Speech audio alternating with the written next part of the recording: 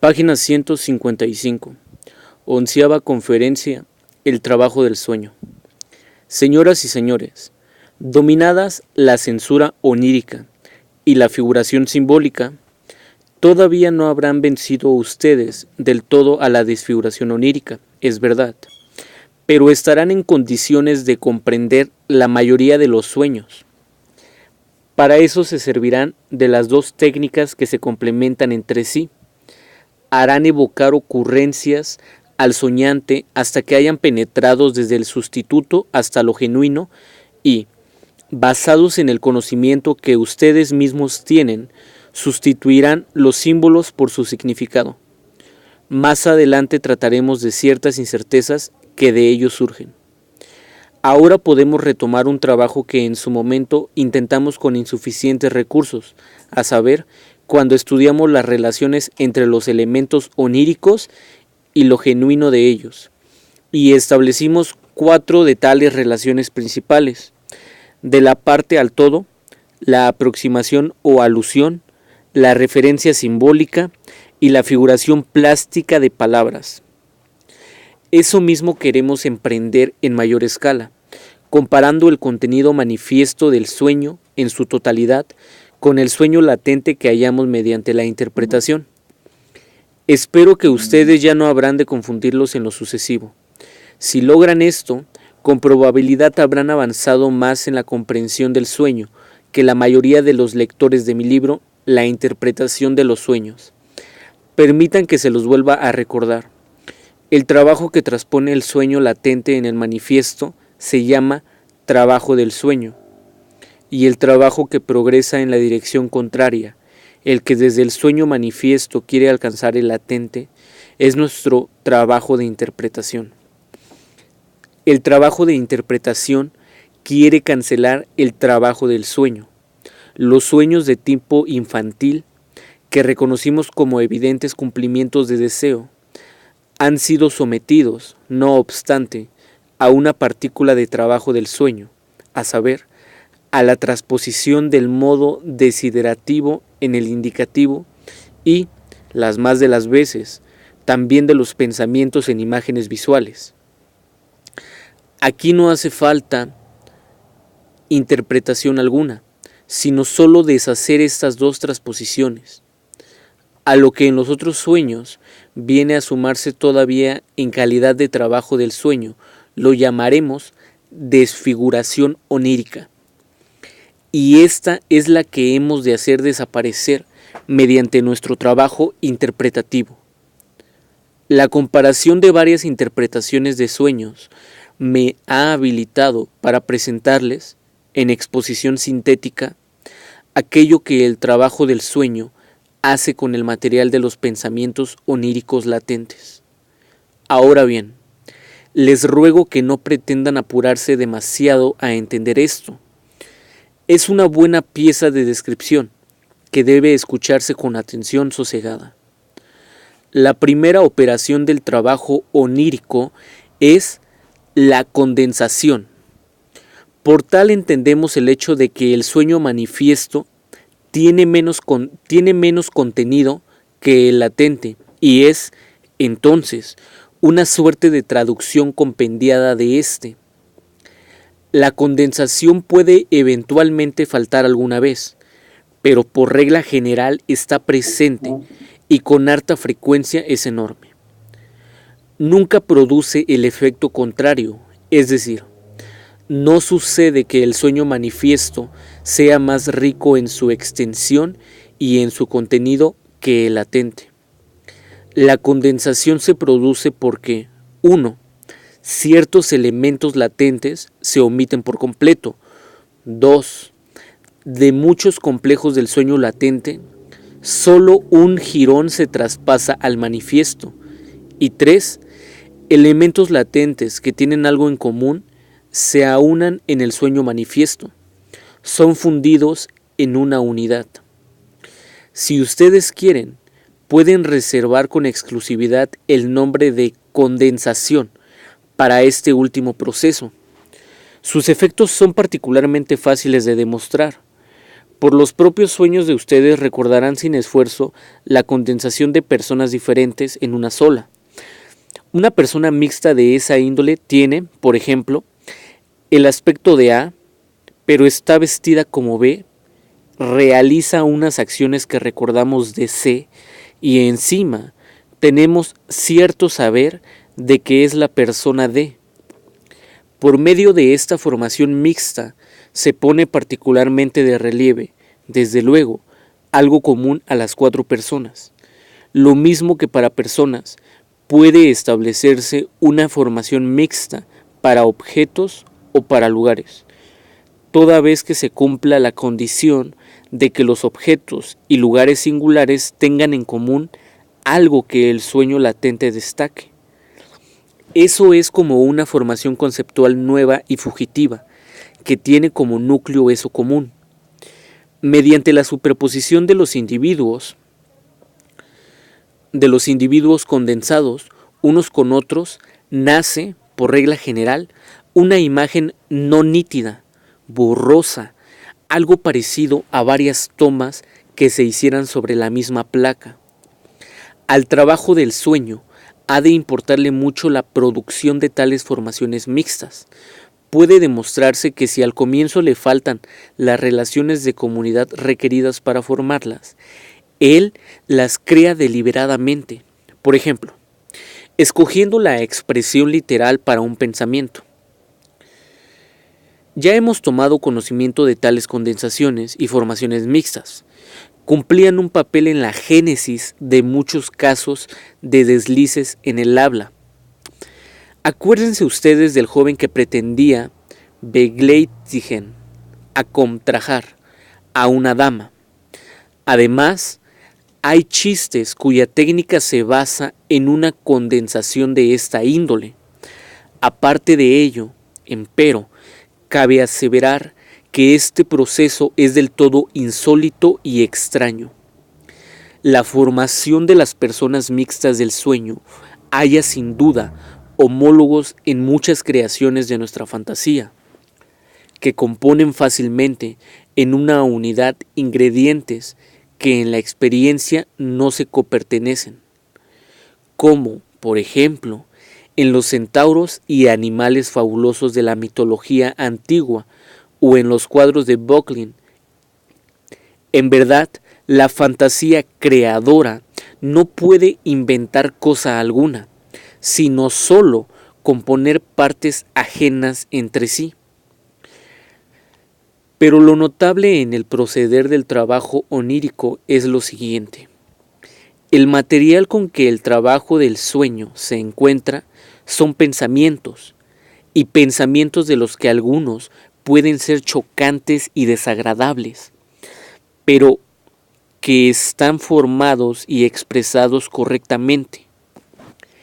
Estos pensamientos son transportados por el trabajo del sueño a otra forma, y es asombroso e incomprensible que en esta traducción, como transferencia a otra escritura o a otra lengua, hay en empleo los recursos de la fusión y la combinación. Lo propio de una traducción sería empeñarse en entender a las separaciones dadas en el texto y, en particular, en distinguir unas de otras las cosas semejantes. El trabajo del sueño se afana, todo lo contrario, por condensar dos pensamientos diversos, buscándoles, a semejanza de lo que sucede en el chiste, una palabra multívoca en que ambos puedan coincidir.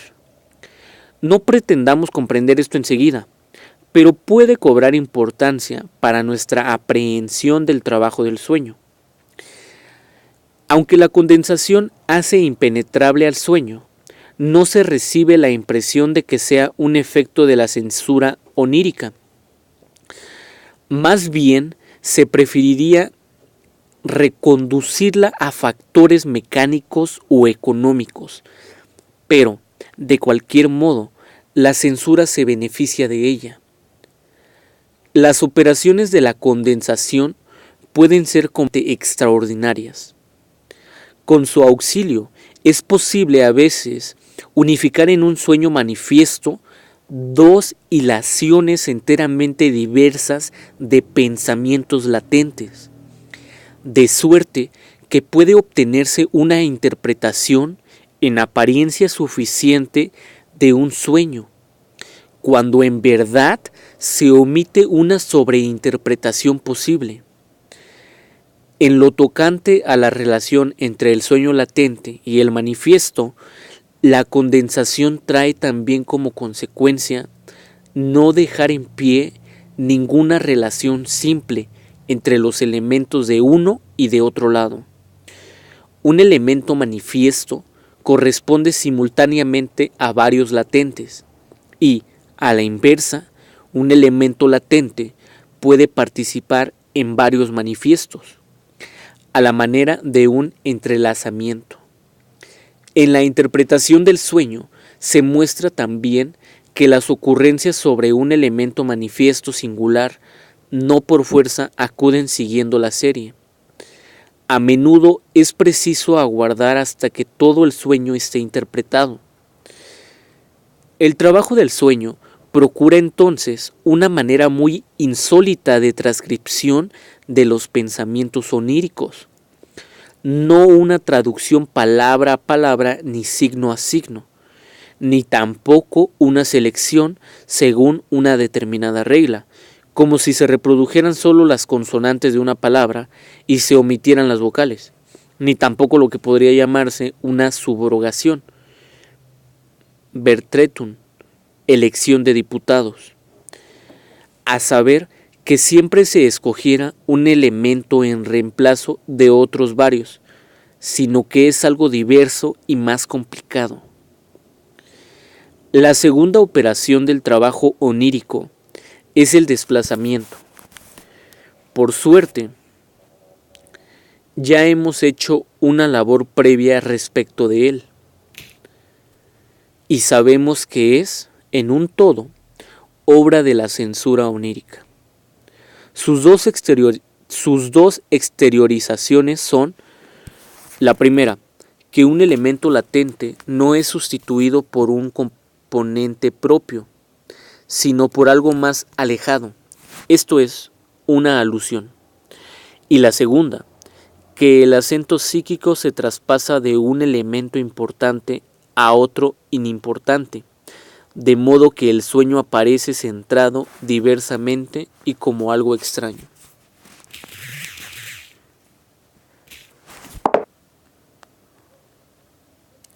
La sustitución por una alusión nos es familiar también en nuestro pensamiento de vigilia, pero hay ahí una diferencia.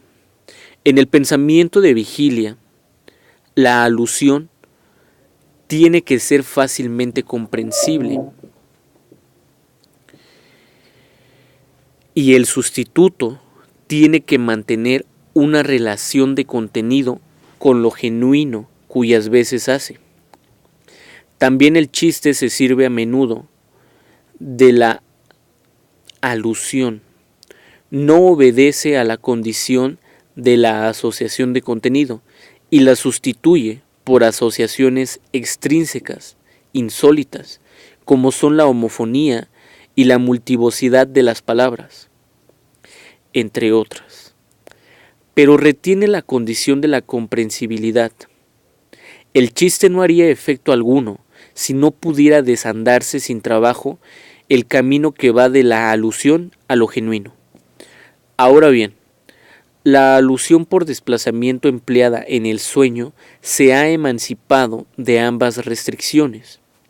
Se entrama por medio de los lazos más extrínsecos y remotos con el elemento al que sustituye. Por eso es incomprensible y, si se la deshace, su interpretación impresiona como un chiste malo, o bien como una explicitación forzada, violenta, traída de los cabellos. Y justamente la censura onírica solo ha alcanzado su meta cuando logró hacer inhallable el camino de regreso de la alusión a lo genuino. El desplazamiento del acento es, como recurso para expresar pensamientos inaudito. En el pensar de vigilia lo admitimos muchas veces para alcanzar un efecto cómico. Hace una impresión de desvarío que tal vez pueda provocar en ustedes si les recuerdo cierta historia. En una aldea vivía un herrero que había cometido un crimen castigado con la pena de muerte. El tribunal resolvió que la culpa debía ser expiada, pero como era el único herrero de la aldea y le era indispensable a ésta, y en cambio en ella había 3 sastres, uno de estos fue ahorcado en su lugar. La tercera operación del trabajo onírico es la más interesante desde el punto de vista psicológico. Consiste en la transposición de pensamientos en imágenes visuales. Retengamos que no todo en los pensamientos oníricos experimenta esa transposición. Es mucho lo que conserva su forma y aparece también en el sueño manifiesto como pensamiento o como saber. Tampoco las imágenes visuales son la única forma en que se transponen los pensamientos. No obstante, son lo esencial en la formación del sueño. Esta pieza del trabajo del sueño, según ya sabemos, es el segundo entre sus rasgos más constantes, y para elementos oníricos singulares ya hemos tomado conocimiento de la figuración plástica de palabras. Es claro que esta operación no resulta fácil. Para hacerse una idea de sus dificultades, imagínense ustedes que hubieran acometido la empresa de sustituir el artículo de fondo de un periodo por una serie de ilustraciones. Así se verían retrotraídos de la escritura por signos alfabéticos a la escritura por imágenes. Lo que en ese artículo se mentará de personas y de objetos concretos, con facilidad y quizá con ventaja, lo sustituirían ustedes por imágenes. Pero se les presentarían dificultades en la figuración de todas las palabras abstractas y de todas las partes del discurso que señalan relaciones conceptuales, como las desinencias, conjugaciones, etc. Para las palabras abstractas podrían ayudarse con toda clase de artificios. Por ejemplo, se esforzarían en transponer el texto del artículo a otra redacción que quizás sonará insólita, pero contuviera más componentes concretos y susceptibles de figuración. Recordarían entonces que la mayoría de las palabras abstractas son palabras concretas descoloridas y por eso, toda vez que pudieran, volverían a echar mano de su significado concreto originario. Les causará contento, entonces, si pueden figurar el poseer un objeto por un real y físico, estar sentado encima. Es lo que hace también el trabajo del sueño. En esas circunstancias, difícilmente puedan plantear ustedes grandes exigencias en cuanto a la exactitud de la figuración. Por eso, disculparán al trabajo del sueño si, por ejemplo, a un elemento tan difícil de dominar figuralmente como es un adulterio, ejebrush, literalmente fractura de matrimonio, lo sustituye por otra fractura, la de una pierna. De tal manera, conseguirán ustedes compensar en algo las torpezas en que no puede menos que incurrir la escritura figural cuando sustituye a la alfabética. Para la figuración de las partes del discurso que indican relaciones conceptuales, los por qué, por eso, pero, etc., no les valdrán esos recursos. Así pues, estos componentes del texto se perderán al transponerlo en imágenes. De igual modo, el trabajo del sueño resuelve el contenido de los pensamientos oníricos en su materia prima de objetos y de actividades. Tendrán que darse por contentos si se les presenta la posibilidad de indicar de alguna manera, con el modelamiento más fino de las imágenes, relaciones que en sí no son figurables. Es exactamente así El trabajo del sueño logra expresar mucho del contenido de los pensamientos oníricos latentes, mediante propiedades formales del sueño manifiesto, mediante su claridad o su oscuridad, su partición en varios fragmentos, etc. El número de los sueños parciales en que un sueño se descompone guarda correspondencia, por regla general, con el número de los temas principales de las series de pensamientos contenidos en el sueño latente.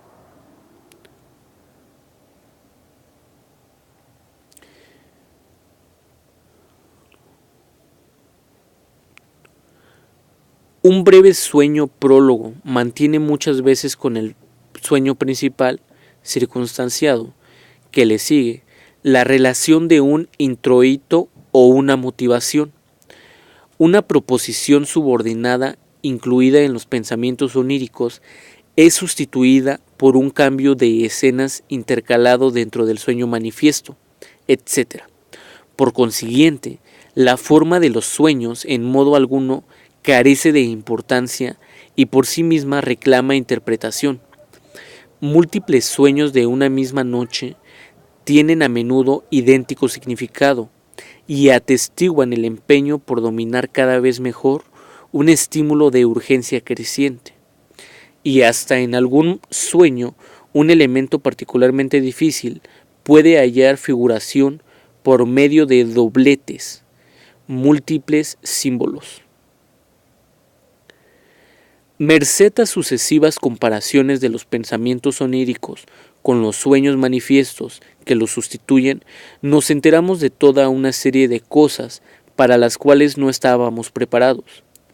Por ejemplo, que también el disparate y la absurdidad de los sueños poseen significado, y en este punto la oposición entre la concepción médica y la concepción psicoanalítica del sueño se exacerba hasta un grado no alcanzado en lo demás. Según la primera, el sueño es disparatado porque la actividad del alma soñante ha perdido toda facultad crítica. Según la nuestra, en cambio, el sueño deviene disparatado cuando debe llevar a figuración una crítica contenida en los pensamientos oníricos. El juicio, eso es disparatado. El sueño de la asistencia al teatro, 3 localidades por 1 florín y 50 kreuzer, que ustedes conocen, es un buen ejemplo de ello. El juicio así expresado rezaba: fue un disparate casarse tan temprano.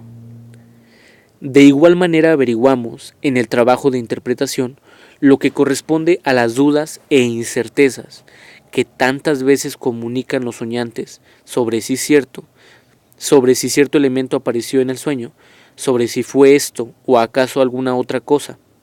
A estas dudas e incertezas nada corresponde, por lo general, en los pensamientos oníricos latentes. Provienen íntegramente de la acción de la censura onírica y equivalen a una expurgación intentada, no lograda del todo. Entre los descubrimientos más asombrosos se cuenta la manera en que el trabajo del sueño trata las oposiciones del sueño latente. Sabemos ya que concordancias incluidas en el material latente son sustituidas por condensaciones dentro del sueño manifiesto. Ahora bien, las oposiciones son tratadas de igual modo que las concordancias y expresadas con particular preferencia por idéntico elemento manifiesto. Por tanto, un elemento del sueño manifiesto susceptible de un opuesto puede significarse a sí mismo, significar a su opuesto, o a ambos al mismo tiempo. Solo el sentido puede decidir sobre la traducción que ha de escogerse. Con esto se relaciona el hecho de que en el sueño no hallamos una figuración del no, al menos unívoca. Una oportuna analogía con este extraño comportamiento del trabajo onírico nos la ofrece el desarrollo del lenguaje.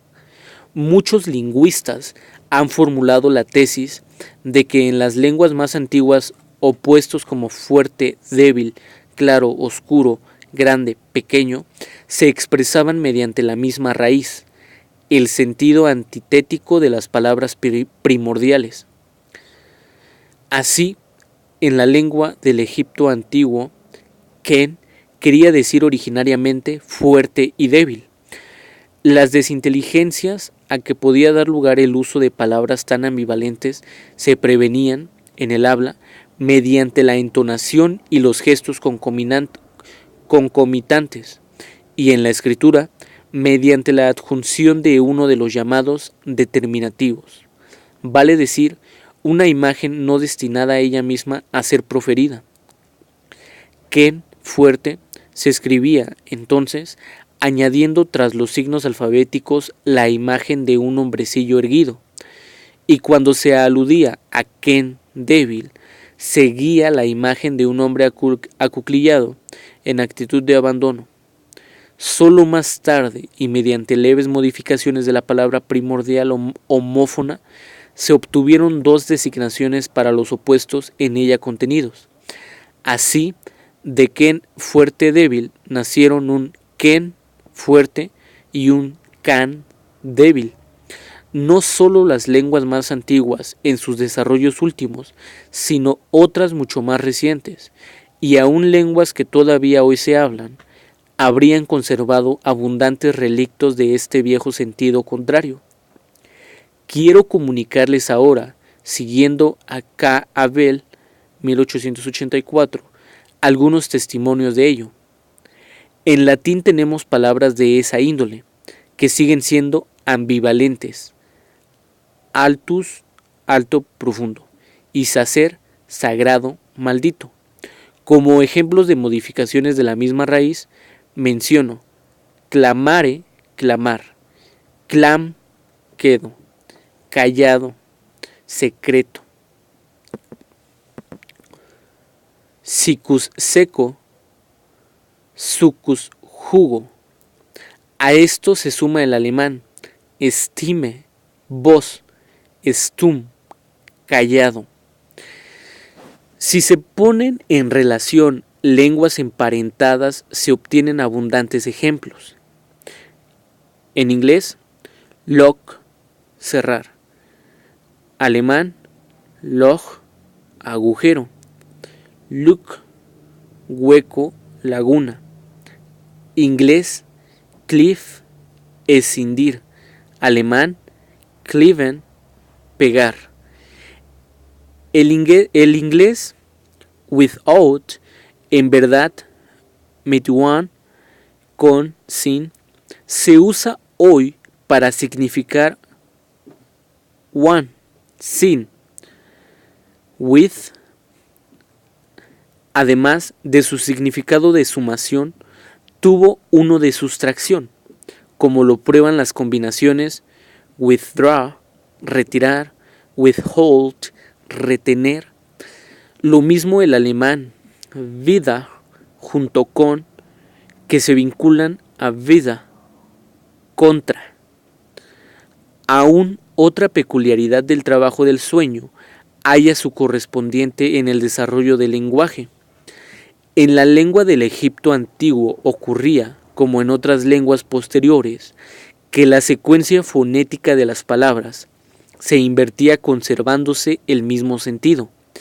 Ejemplos de ello, entre el inglés y el alemán, son tops, popped, pote, boat, tube, bote o barquichuelo, hurry, prisa, rub, quietud, Balken, viga, cloven, leño, club, garrote,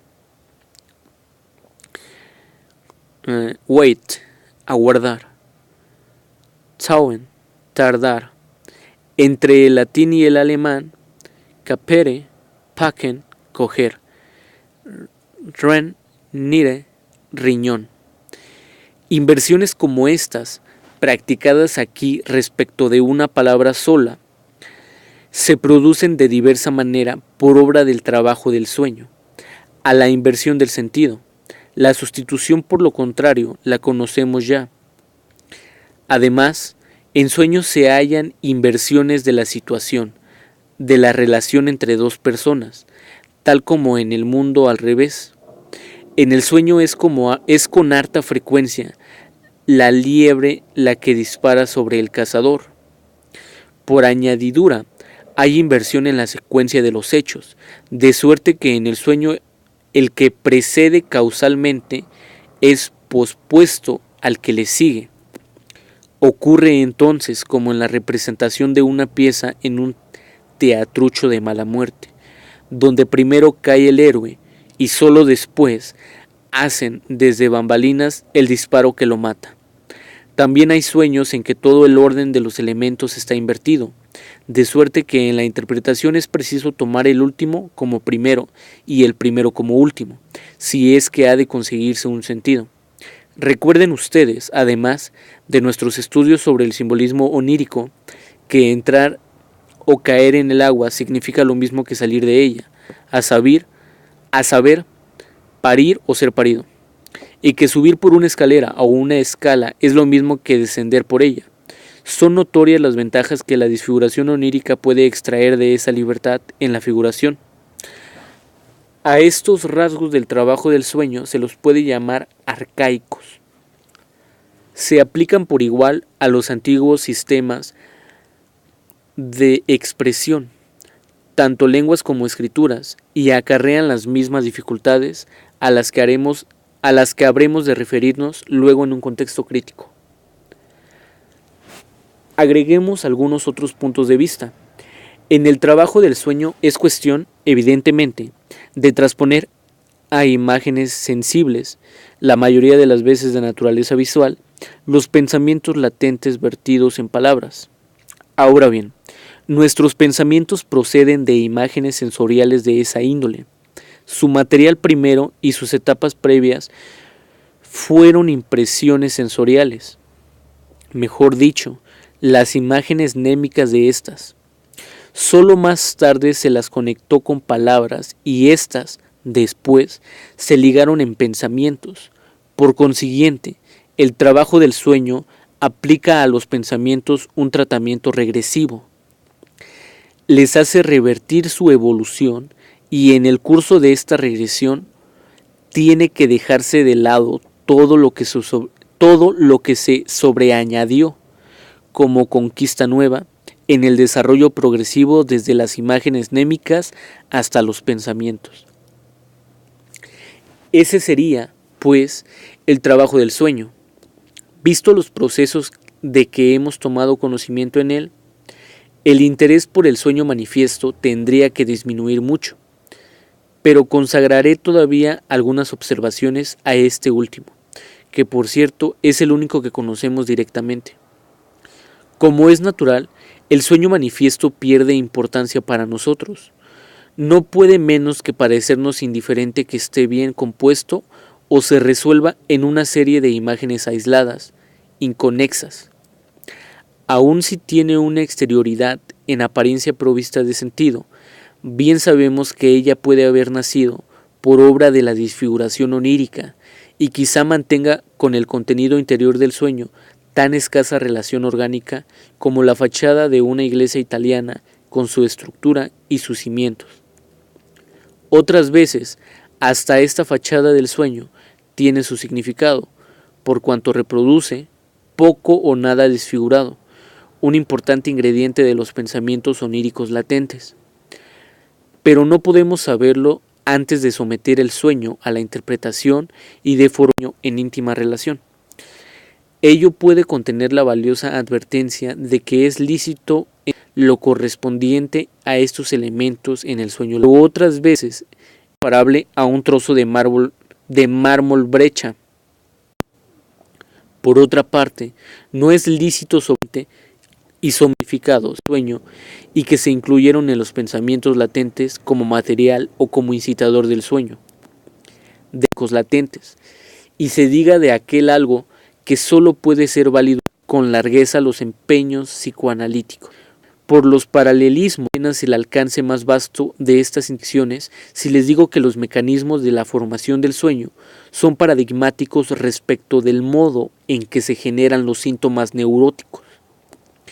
también todavía en su integridad la conquista que estos trabajos significan. Los pensamientos oníricos latentes son eso, y que la interpretación ya es tiempo de que les presente con detalle, a partir de pequeños y diversos ejemplos de sueños, aquello para lo cual los he preparado en líneas generales.